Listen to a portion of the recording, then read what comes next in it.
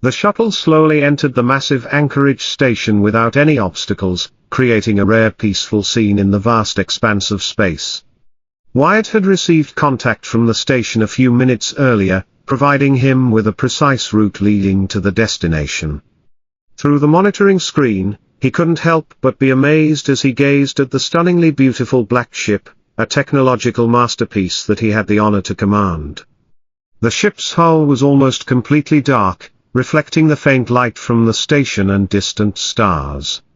That light highlighted the subtle lines on the ship's surface, making it look like a black gem amidst the endless space. This sight evoked deep memories in Wyatt of the first time he commanded this ship, an extraordinary experience he had never had before. The powerful feeling, the pure joy when the Drazen cruiser was destroyed, still echoed in his mind. The ship was shaped like a spearhead, with an optimized aerodynamic design that made it look both powerful and graceful. Since he captured it and took it out of Khan's hands, his time had been consumed by training and adaptation, along with long, drawn-out hours in the medical bay. He began to feel disgusted with the medical procedures holding him back, though he clearly understood their necessity. But now, he had the opportunity to contemplate the ship more thoroughly, from every small detail to its perfect entirety. The ship's design was both elegant and organic, with no room for superfluous details. Every element on the ship was highly functional, and that simplicity itself made it beautiful in his eyes. The two wings, short compared to the length of the ship, originated from near the rear, not merely a design element but also containing additional compartments, making the ship's structure more robust. These wings contributed to the ship's maneuverability in the battle with Dron, creating an important strategic advantage. With a length of 1,832 meters and a width of 1 kilometer if measured from wing to wing, the ship was truly an engineering marvel. Its pointed nose, only 200 meters wide, met the requirements of the spine-mounted pulse beam. The height was similar, with the thickest central point of the ship being 442 meters wide, where the powerful 3-reactor plasma core was housed. Each part, each detail on the ship was manufactured with a specific purpose, with no room for ostentation.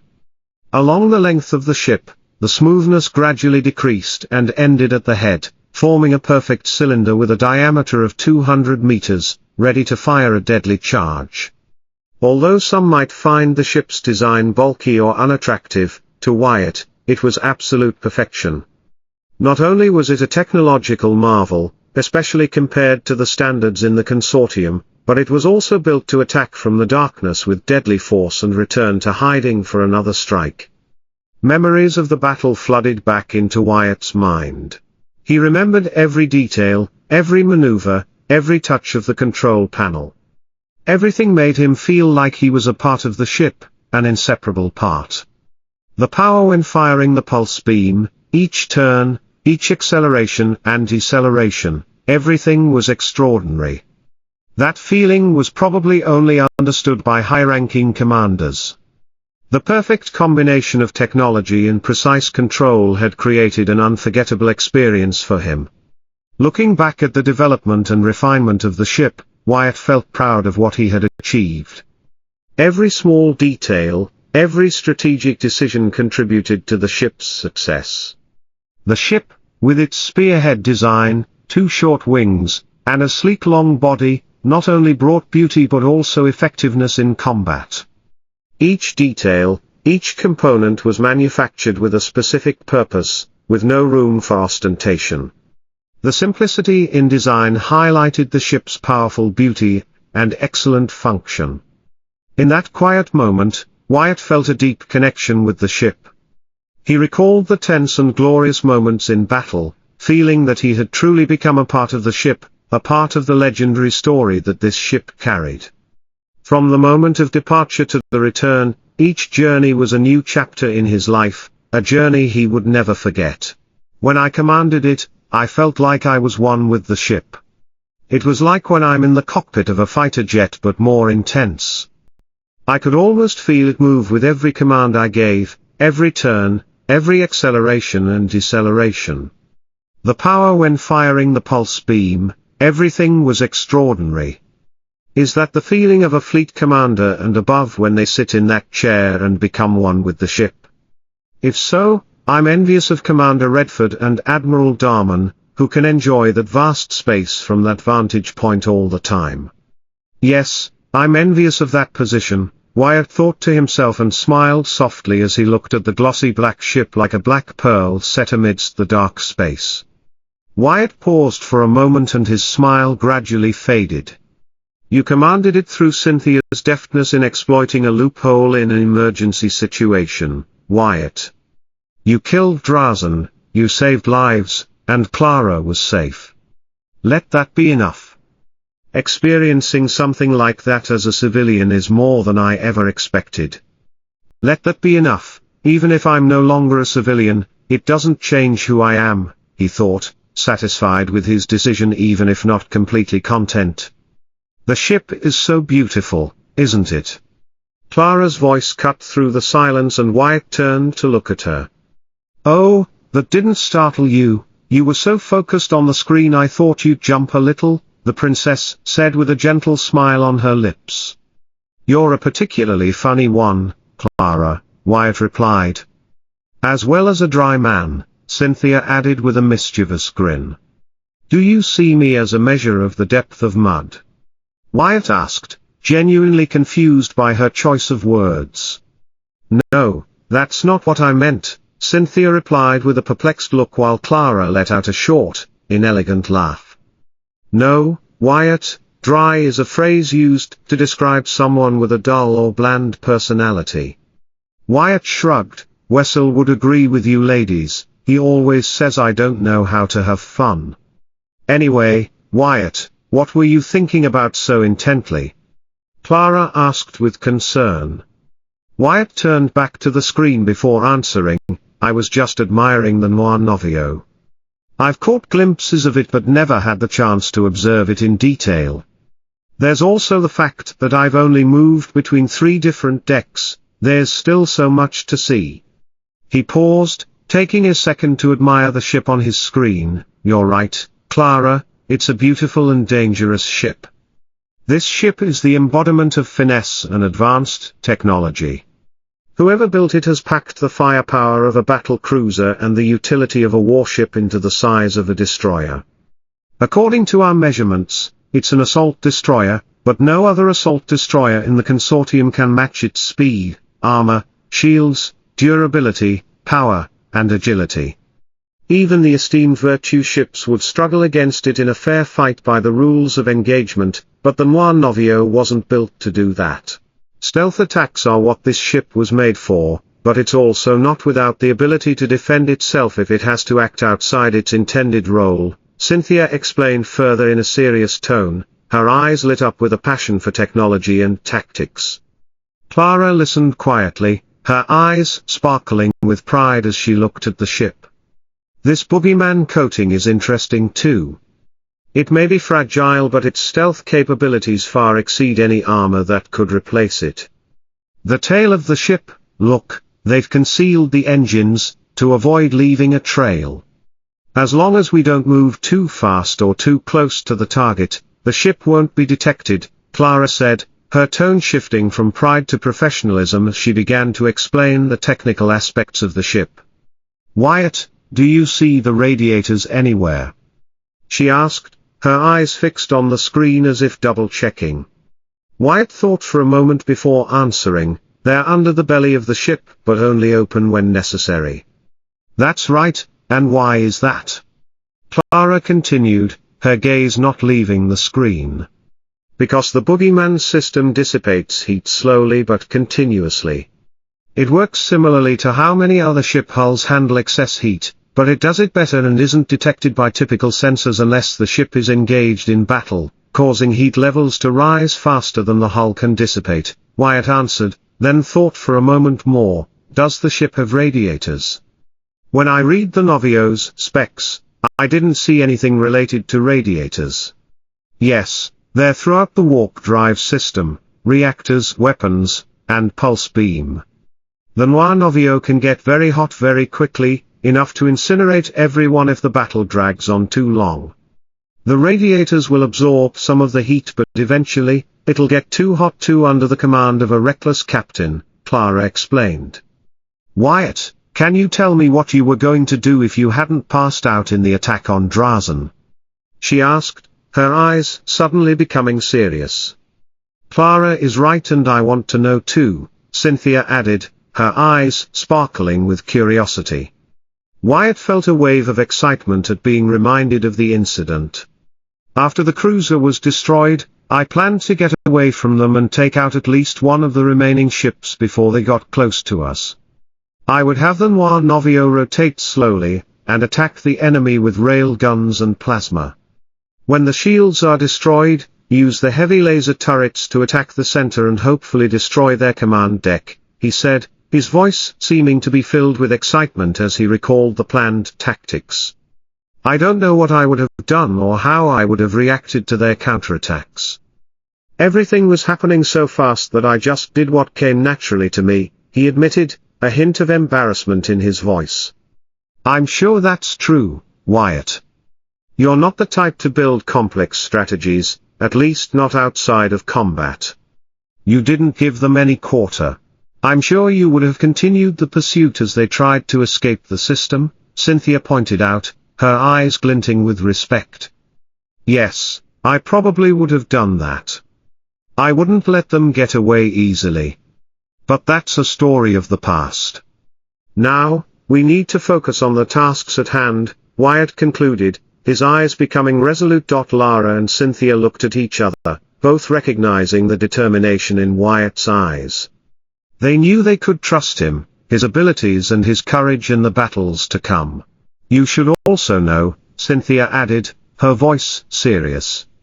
Whoever built it has packed the firepower of a battle cruiser and the utility of a warship into the size of a destroyer. According to our measurements, it's an assault destroyer, but no other assault destroyer in the consortium can match its speed, armor, shields, durability, power, and agility. Even the esteemed Virtue ships would struggle against it in a fair fight by the rules of engagement, but the Noir Novio wasn't built to do that. Stealth attacks are what this ship was made for, but it's also not without the ability to defend itself if it has to act outside its intended role. This boogeyman coating is also interesting. It may be fragile, but its stealth capabilities far exceed any armor that could replace it. The tail of the ship, look, they've concealed the engines to avoid leaving a trail. As long as we don't move too fast or too close to the target, the ship won't be detected. Wyatt, do you see the radiators anywhere? Clara asked, her eyes still glued to the screen. Wyatt thought for a moment before answering, they're under the belly of the ship, but only open when necessary. That's right, and why is that? Clara continued, her gaze not leaving the screen. Because the boogeyman system dissipates heat slowly but continuously. It works similarly to how many other ship hulls handle excess heat, but it does it better and isn't detected by typical sensors unless the ship is engaged in battle, causing heat levels to rise faster than the hull can dissipate, Wyatt answered, then thought for a moment more, does the ship have radiators? When I read the Novio's specs, I didn't see anything related to radiators. Yes, they're throughout the warp drive system, reactors, weapons, and pulse beam. The Noir Novio can get very hot very quickly, enough to incinerate everyone if the battle drags on too long. The radiators will absorb some of the heat, but eventually, it'll get too hot too under the command of a reckless captain, Clara explained. Wyatt, can you tell me what you were going to do if you hadn't passed out in the attack on Drazen? She asked, her eyes suddenly becoming serious. Clara is right, and I want to know too, Cynthia added, her eyes sparkling with curiosity. Wyatt felt a wave of excitement at being reminded of the incident. After the cruiser was destroyed, I planned to get away from them and take out at least one of the remaining ships before they got close to us. I would have the Noir Novio rotate slowly, and attack the enemy with rail guns and plasma.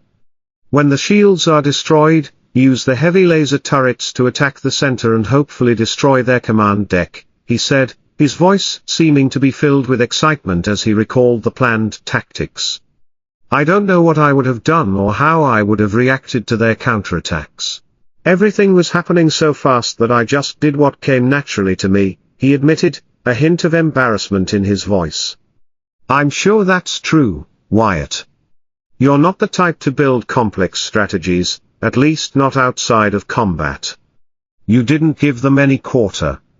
I'm sure you would have continued the pursuit as they tried to escape the system, Cynthia pointed out, her eyes glinting with respect. Yes, I probably would have done that. I wouldn't let them get away easily. But that's a story of the past. Now, we need to focus on the tasks at hand, Wyatt concluded, his eyes becoming resolute. Clara and Cynthia looked at each other, both recognizing the determination in Wyatt's eyes. They knew they could trust him, his abilities and his courage in the battles to come. Clara, may I ask you something? Wyatt suddenly asked, his eyes shifting from the screen to look at Clara. Go ahead, Clara replied, her voice soft but full of attention. I've been thinking about this since I got the implants, because I had nothing else to do as we're heading into Finnegan territory. Why did you negotiate to get Uriel's ships? Facing an invasion is possible but unlikely. The prince, your brother, now has access to larger forces. Was that part of your plan? The destroyers and transport ships you acquired will be part of your fleet. Wyatt asked, his voice carrying a deep curiosity. Clara laughed before putting her hand on his shoulder. Dear Wyatt, those ships were never my target. Woodshaft was the prize I was aiming for. The personnel we gathered are part of what I wanted to achieve. In fact, I'm still disappointed that I don't have actual ground forces and landing troops. However, the commander of the mercenary unit under my command, Commander Francesco Aradi, is quite enthusiastic and talented. I'm sure his forces will prove their worth, the princess answered, and Wyatt smiled inwardly, noticing the lack of enthusiasm in the blonde, purple-eyed woman's encouraging tone. If Woodshaft was your target, why negotiate for the ships? Wyatt pressed on, his eyes not leaving Clara. Wyatt, diplomacy and negotiation are dangerous battlefields. I didn't lie to Uriel when I said I could easily replace him if he showed incompetence or excessive greed. I would order his execution. But Uriel Hoa is an intelligent and capable man. The negotiated ships will be used as upgraded transports and integrated into the fleet's existing forces as logistical and support ships. We need ships with the capability to face my uncle's forces, Clara explained, her voice slow and cautious. You see, Wyatt, my goal of acquiring Woodshaft was mainly a distraction. The station is large and a strategic position for both the Finnegan and Con houses. Now, they are no longer smuggling outposts but a trade center under the recognition of House Astor. The only way for House Con to reclaim it for themselves would be through a large military force or using elements of the Third Fleet. But Cornelius Tegan will be unable to spare his forces while in conflict with Finnegan and other loyal forces, Clara continued, her voice becoming more serious as she spoke of her strategy. Clara let go of his shoulder, returning to her seat as they approached their destination. And as long as Woodshaft exists, we have eyes inside Con territory and a potential staging point for our forces if needed. Did she plan all of this from the start? Wyatt thought, a mixture of dread and no small amount of respect, admiration coursing through him. Planning for the future was clearly not his forte, but Clara could build dozens of different plans with frightening ease. Is she a genius because she's an Astor, or is this her natural talent? He wondered, unsure which answer was more terrifying. The attack by Drazen has solidified Uriel Hoa's opinion, and earned his appreciation, if not his loyalty, Cynthia added pragmatically. That's unfortunate, Wyatt replied, agreeing with the blue-haired woman. Wyatt, aren't you curious about what happened to Salazar Reed? Cynthia asked in a knowing tone. Not particularly, the pilot answered without hesitation. Unless his name is Sahan Gmor, I don't hold a grudge without a good reason. What he did was no different than what I expect from arrogant nobles. What he did was almost commendable if not for his goal, Clara blurted out and laughed coldly. Using his knowledge against you, he sent you a peace glove hoping you would refuse the gesture. Unable to kill you for your crimes, he chose to show himself as your better. Her lips curled into a smile. Unfortunately for him, he failed to live up to his own expectations and was humiliated in return. Vice Admiral Vasuti Reed was not pleased with his nephew's actions, Cynthia continued with a grin. He didn't send an official apology as he had to save face for his clan, but he stripped Salazar of his noble title, demoting him to a knight with no power within the clan. He was lucky not to be exiled for his actions and his failure. Worse yet, my sister was not gentle at all. Wyatt winced at Cynthia's sadistic tone as she said the last sentence. He didn't know Commander Juliana as well as Cynthia, but he knew she was a person of unquestionable loyalty and valued it above all else. What did she do to him? He asked, curiosity winning out. After receiving 20 public lashes, she demoted him from captain to sergeant. The ranks of the Royal Navy are different from those of the Army, but in effect, he will be unable to command any unit other than auxiliary forces anymore. His reputation is ruined, his standing crushed, and those close to him have abandoned him. In a cruel decision even by my sister's standards, she transferred him to the Noir Novio, Cynthia explained, her voice becoming colder as she spoke of Salazar's punishment. Isn't that dangerous? What if he tries to harm you or Clara? What if he betrays us? Wyatt asked worriedly, his eyes flashing with concern. He has no choice but to bow his head and accept his punishment. Basaka made it clear that if he heard of any more offending actions from Salazar, he would be erased from the clan records, becoming Ra and likely to be killed or exiled in disgrace. The Reed clan may be ruthless but they are loyal to the prince, Cynthia explained, her voice becoming stern. For a noble of a prestigious clan like Reed, there is no greater punishment and threat. He might seek an honorable death in battle before thinking of betrayal. If you say so, I will trust you, Cynthia, Wyatt replied sincerely.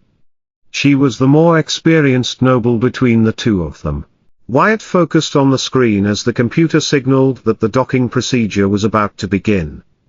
He watched as the hangar of the Noir Novio opened from afar, illuminating the dark exterior with the blue light of the kinetic shields. A communication request was sent and a second later he accepted.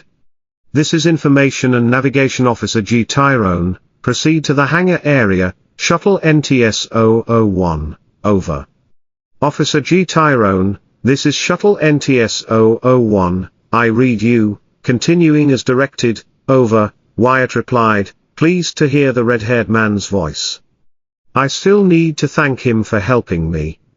What do you give a noble as a gift? He thought to himself.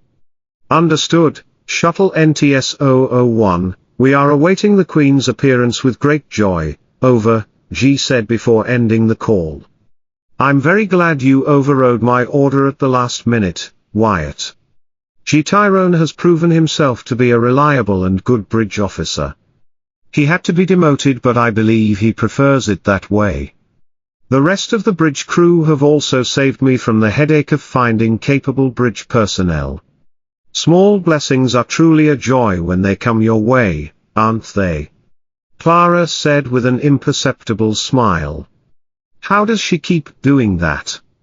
It's like she can read my thoughts, but I've never heard of anything like this before, not even in Mr. Warlow's craziest drunken ramblings. Wyatt thought and glanced at Clara, who did nothing to indicate that she could do that, choosing to blame his imagination. He focused on the task at hand as they approached the Noir Novio, the ship growing larger as they neared until the hangar filled his main camera's entire view.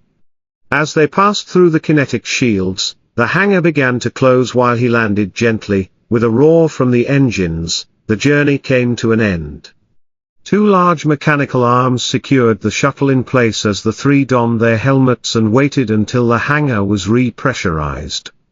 With a loud clang, Wyatt moved to the door and opened it, stepping aside to let Cynthia exit first, followed by Clara, assisted by her close friend.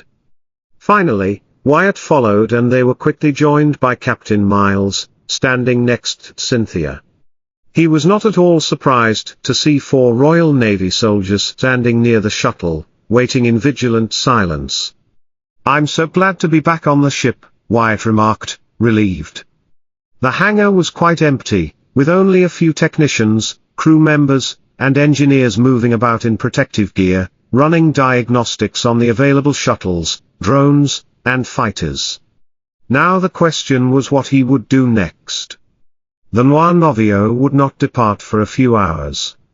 He wasn't tired, so sleep wasn't an option. He felt hungrier than usual, but it wasn't mealtime and he didn't want to exercise until they left.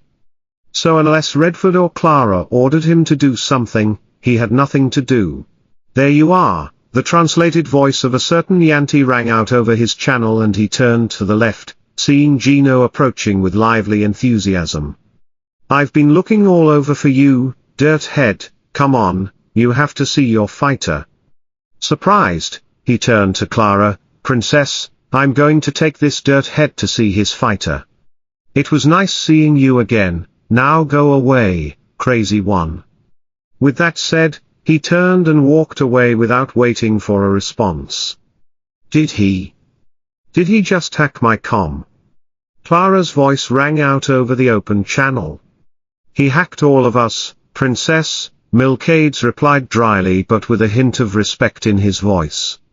"I didn't detect his intrusion until it was complete." "Impressive. Should I reprimand him, Princess?" Cynthia asked without hesitation. "Absolutely not. He's even better than I expected. Such talent shows great potential. I wonder why he was on Woodshaft in the first place with such skill," the princess pondered. "His attitude still leaves much to be desired," Cynthia remarked. "True, though I think I like him anyway. He shows no respect but also no ill intent." "Yes, I believe I will like this Yanti," Clara said with an amused tone. For his part, Wyatt could almost feel Cynthia rolling her eyes, and somehow, he was certain that Captain Milcades was trying not to snicker. "Wyatt, why are you still here? Aren't you going to see your fighter?" she asked in that same tone. "As you command, Princess," Wyatt replied, resigned but pleased, giving the blonde princess a short salute before moving to catch up with the now distant Yanti. As he caught up to him, he glanced back to see his friends leaving, escorted by the Royal Navy soldiers. Friends, it still sounds strange to say that, like a bad boil that won't go away no matter how much you scratch it, but in a good way. Mom wouldn't believe that I've befriended a princess and a lady of House Winfield. Dad would probably faint, Wham would never let me live it down, and Wessel would probably make trouble over it. The pilot thought about his family's potential reactions, smiling warmly under his helmet. When he caught up to Jinko, they were near a fighter that, according to Gino's boasting, looked brand new. Had to replace the whole system, right wing was torn off. I still don't know how it didn't detach with your crazy maneuvers. The electrical system was fried, you somehow turned your radiator into scrap, but everything else was still working, Gino said as he nodded approvingly and his tail wagged happily behind him. I got a chance to rework it, managed to tweak the fuel and thrust system, and redirect stress and excess heat away from the core and into the engines. Your navigation system is better now too. Your fighter is now 7.2% faster than before, carries half the ammo for the coil gun, and your shield is 3% stronger. I had to sacrifice the backup systems, but who cares? So, dirthead, do you like your new fighter? You can thank me now, Wyatt grinned widely. Does anyone know what you did with it? He asked, barely able to keep the tremble from his voice. If they did, they wouldn't let me fix that beautiful fighter. Consortium regulations can be very strict about that. I'd rather choke on my own fur than deal with that. But you, dirthead, you know that. I can't see your eyes, but I know you like what you see. Fair fighting is for losers and those about to die, Gino said with immense pride in himself. More than ever, Wyatt decided he would maintain a good relationship with Gino. He knelt down, bowing his head to the surprised Yanti. Thank you, Master Technician Gino. I am very impressed and grateful for your work, he said solemnly, putting a lot of drama into his praise. Gino shivered, and if not for the protective suit, his fur and feathers would have stood on end at the compliment. Ha, see that, you ungrateful lot. A little recognition and praise will go a long way to get what I can do, Jinko shouted as he raised his fist in the air. Wyatt laughed softly, feeling Gino's delight and pride. Thank you, Gino. This fighter will be an important part of my upcoming battles. I am very grateful for your effort, Wyatt added, his voice sincere and solemn. Clara needs to know about this, I'm sure she'll be pleased, Wyatt thought. He felt a small joy at the thought of sharing this with the princess. She always appreciated people's efforts and talent, and Wyatt knew she would be very happy to know Gino had contributed an important part to the team's success. Wyatt turned back to look at the ship once more, feeling its might and finesse.